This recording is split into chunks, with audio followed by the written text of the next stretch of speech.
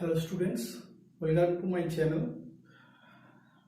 Our today's topics are idempotent laws, identity laws, commutative laws, associative laws, distributive laws, and last one is De Morgan's laws. So first we discuss about idempotent laws. What is idempotent laws? Here is the information about idempotent laws. For any set A union A equal to A and A intersection A equal to A, यानी कि अगर मेरे पास कोई set है तो उसका union खुद से ही अगर ले जाए तो वो सेट ही रहेगा, दूसरी कोई सेट नहीं आएगा. एक एग्जांपल ले लेते. एक सेट मैंने चूज किया जिसके अंदर एलिमेंट्स है ए बी. सो अगर इसका यूनियन लिया जाए A union A, this is equal to actually A comma B union A comma B.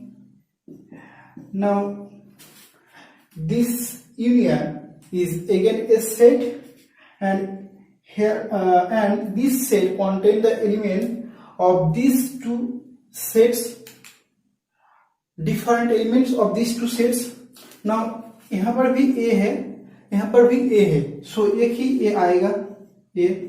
यहाँ पर भी B है, यहाँ पर भी B है, so एक ही B आएगा. So A union A equal to set AB. So this set is actually A. Therefore A union A equal to actually A. अगर इंटरसेक्शन देखें तो ये रहा.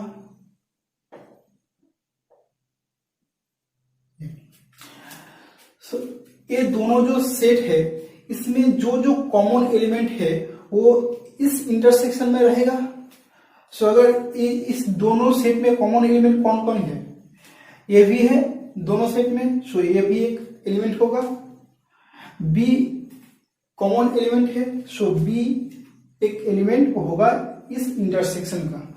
सो actually the intersection of this two sets is equal to A B and this set is actually equal to A. Therefore A intersection A equal to आएगा मेरे पास A. So ये रहा idempotent laws. Idempotent laws done. Now identity laws. मैंने discuss किया था कि phi एक सेट है जिसके अंदर कोई भी एलिमेंट नहीं रहता है. सो अगर ये एक सेट के यूनियन लिया जाए फाई से, सो यहाँ पर जो भी सेट का एलिमेंट होगा वो एक जो एलिमेंट होगा उसके साथ इक्वल हो जाएगा and that's why A union phi equal to A आएगा. ओके. एंड दूसरा था ए यू है एक यूनिवर्सल सेट.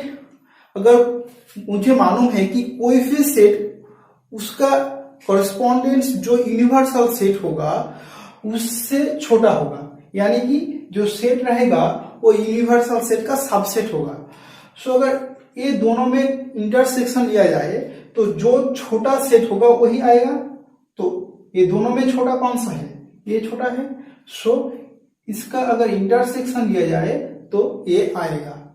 ये रहा आइडेंटिटी लॉज.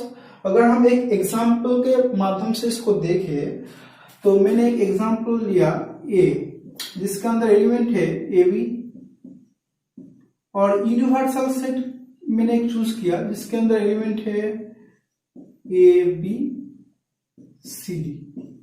ओके. ना अगर ए यूनियन फाई अगर कैलकुलेट करना है तो क्या होगा, ए यूनियन फाई. सो इसमें क्या रहेगा, ए बी यूनियन फाई. इसके अंदर कोई भी एलिमेंट नहीं है. सो अगर ये दोनों सेट का यूनियन लिया जाए तो क्या आएगा, जो एलिमेंट रहेगा डिस्टिंक्ट एलिमेंट उसका कलेक्शन होगा. सो यहाँ पर ए है, कुछ नहीं है, सो ए आएगा. यहाँ पर बी है एंड इसके अंदर कोई भी एलिमेंट्स नहीं है, सो ए रहा. ये दोनों का union. This set is actually equal to A, therefore मेरा क्या आया, A union phi equal to, ये था मेरा first identity laws. Okay, now second, A intersection universal set U calculate किया जाए तो क्या आएगा, A B and A B C D, इस दोनों सेट का इंटरसेक्शन, इंटरसेक्शन यानी कि दोनों में जो जो कॉमन एलिमेंट है वो होगा इस इंटरसेक्शन का एलिमेंट। ये दोनों में कौन कौन एलिमेंट कॉमन है, ए एंड बी दोनों में ही है, सो ये आएगा A and B, this set is actually A, therefore A intersection the universal set U equal to A। Okay, ये हो गया। इस बार हम देखेंगे कम्यूटेटिव लॉस। कम्यूटेटिव यानी कि एक दूसरे से कम्यूट करेगा। सो अगर हम एक एग्जांपल ले लेते हैं, A equal to A B, B equal to 1, मैंने दोनों set A and B choose कर लिया, A union B equal to A B union 1 2, ये क्या आएगा, ए आएगा, बी आएगा, 1 आएगा, 2 आएगा। ओके, ये रहा ए यूनियन बी। अगर हम बी यूनियन ए को कैलकुलेट करें, this is equal to actually 1 2 union A B, this is equal to 1 2। So ये दोनों सेट में सेम एलिमेंट है, उसका अरेंजमेंट जो है वो अलग हो सकता है, लेकिन जो जो एलिमेंट इसमें है वो इसमें भी है। So that's why these two sets B union A and A union B are equal। अगर A intersection B इस बार देखें, so A intersection B क्या होगा, A and B ये दोनों सेट में जो जो कॉमन एलिमेंट है वो आएगा A intersection B के अंदर। सो यहाँ पर ए एक सेट मैंने चूज किया, बी एक सेट चूज किया, दोनों सेट का जो एलिमेंट्स है वो टोटली डिफरेंट है, so there are no common elements. So A intersection B has no elements, so this is a phi set, that is this is equal to 5। Okay, अगर हम B intersection ए को calculate करें, सो उसमें भी B intersection ए यानी कि B and ए के अंदर जितना भी कॉमन एलिमेंट है वो आएगा, लेकिन इन दोनों सेट में कोई भी कॉमन एलिमेंट नहीं है, सो वो भी एक फाई सेट आएगा। Okay, so B intersection equal to 5, A intersection B equal to 5, so A intersection B and B intersection A are equal. इस बार हम देखेंगे एसोसिएटिव लॉस। अगर मेरे पास कोई भी 3 सेट्स है A B and C, then ये दोनों जो कंडीशन है यानी कि लॉ है ये ऑलवेज सेटिस्फाई होगा। एक एग्जांपल ले लेती हूं मैं, ए इक्वल टू एक सेट को चूज किया 1 ए, बी एक सेट को चूज करता हूं ए 2, सी एक सेट को चूज कर लेती हूं 1 2। ओके, तो ए यूनियन बी क्या होगा, यहां से देख के बताइए, ए यूनियन बी होगा, ए एंड बी के अंदर जितना भी डिस्टिंक्ट एलिमेंट है वो दोनों का कलेक्शन होगा, सो 1 होगा, ए होगा एंड 2, ए आएगा A union B.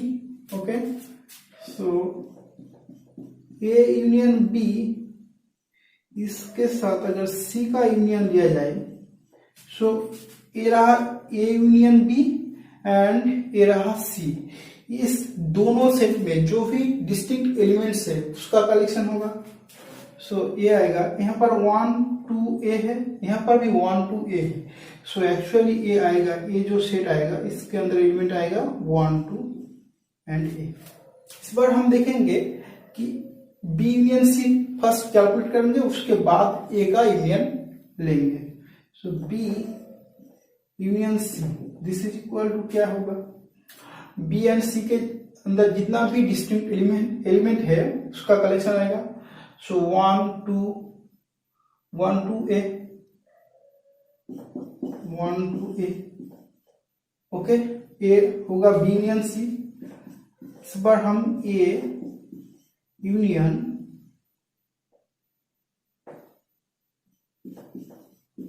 B union C इसको देख लेते हैं। So A union B union C, इसके साथ यानी कि इसके साथ हम ए जो सेट है इसका यूनियन लेंगे। सो ये दोनों सेट में जो भी डिस्टिंक्ट एलिमेंट है उसका कलेक्शन होगा इस सेट के अंदर। सो कौन कौन डिस्टिंक्ट एलिमेंट है, 1 है, 2 है एक डिस्टिंक्ट एलिमेंट एंड ए है, ठीक। सो ये आएगा 1 2। So A union B union C जो आया, A union B union C same आया। सो ये दोनों जो सेट आएगा वो इक्वल आएगा, ओके। इस बार हम इंटरसेक्शन को देख लेते हैं। फर्स्ट कैलकुलेट करेंगे ए इंटरसेक्शन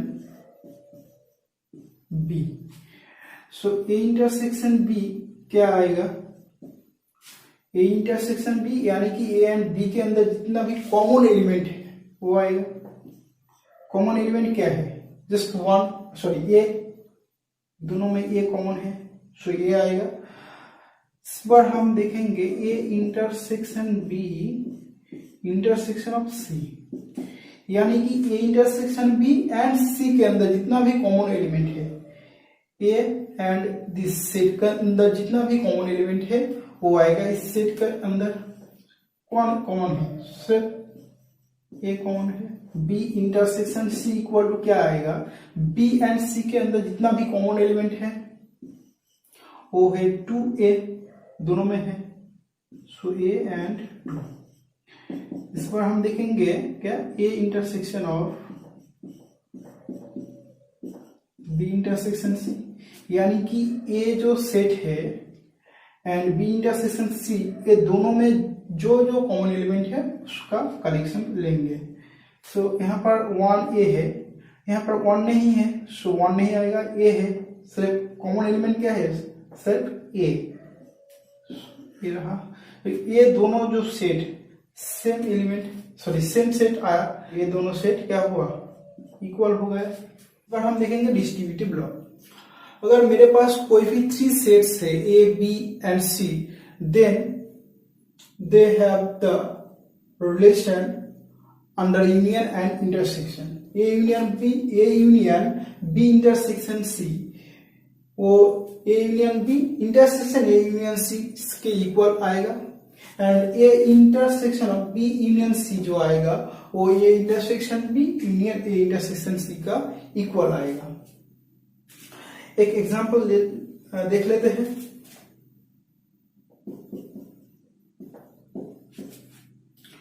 मैं एक सेट लिया ए जिसके अंदर एलिमेंट है 1 2, बी एक सेट है जिसके अंदर एलिमेंट है 2 ए, सी एक सेट मैंने चूज किया जिसके अंदर एलिमेंट है 1, ओके।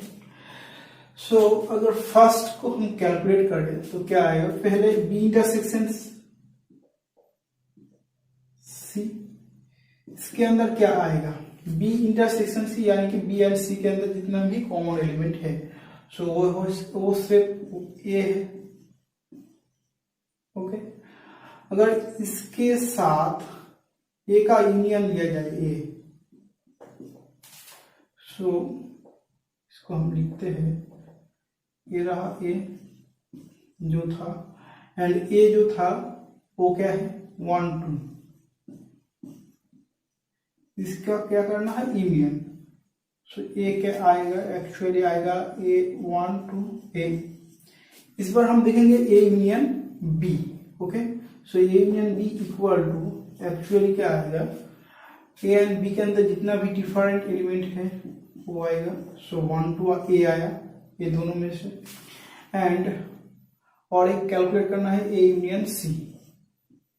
सो ए क्या आएगा, ए एंड सी के अंदर जितना भी डिफरेंट एलिमेंट है 1 2 ए, तो ए यूनियन बी इंटरसेक्शन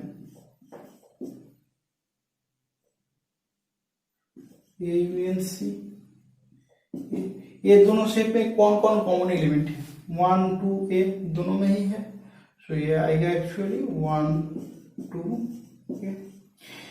सो 1 2 ए यानी कि ये जो सेट है एंड ये जो सेट, ये दोनों के आया इक्वल आया। मुझे फर्स्ट कैलकुलेट करना है बी यूनियन सी। सो बी यूनियन सी क्या आएगा, 1 2 ए आया। उसके बाद कैलकुलेट करेंगे A intersection B union C, यानी कि दिस सेट एंड ए जो सेट है इसके अंदर जो भी कॉमन एलिमेंट है, कौन कौन है common element, 1 2 okay, 1 2 common element है। नाउ ए इंटरसेक्शन बी, ए क्या है, ए इंटरसेक्शन बी यानी कि ए एंड बी के अंदर जितना भी कॉमन एलिमेंट है वो है सिर्फ 2, and A intersection C, A and C ये दोनों में कौन कौन कॉमन एलिमेंट है, 1। इस बार हम क्या करेंगे, ये दोनों सेट का यूनियन लेंगे, यानी कि A intersection B union A intersection C. So A क्या आएगा, 1 एंड 2। सो 1 एंड 2 यहां पर भी है, यहां पर भी है। So this two set equal, okay. इस बार हम देखेंगे De Morgan's law, okay. So De Morgan ये जो लॉ है उसने दिया था, इसलिए इसको कहते हैं De Morgan's law. So De Morgan's law for any two sets A and B, अगर ए एंड बी का यूनियन लिया जाए एंड उसके बाद उसका कॉम्प्लीमेंट, ये रहा कॉम्प्लीमेंट का साइन, अगर कॉम्प्लीमेंट लिया जाए तो वो आएगा A complement and B complement का इंटरसेक्शन के इक्वल, ओके।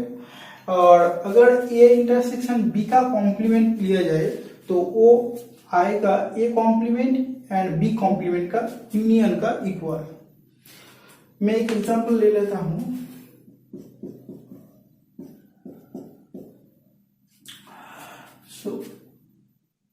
मैंने एक सेट को ले लिया जिसके अंदर एलिमेंट है 1,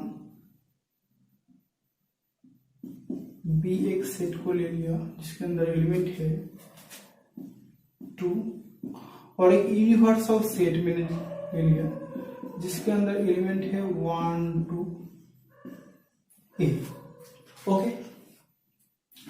सो इस बार हम कैलकुलेट करेंगे ए यूनियन बी पहले। So A union B equal to क्या होगा, ए एंड बी के अंदर जितना भी डिफरेंट एलिमेंट है, डिस्टिंक्ट एलिमेंट है, उसका कलेक्शन आएगा। सो 1 एंड 2 है, ये रहा। इस बार हम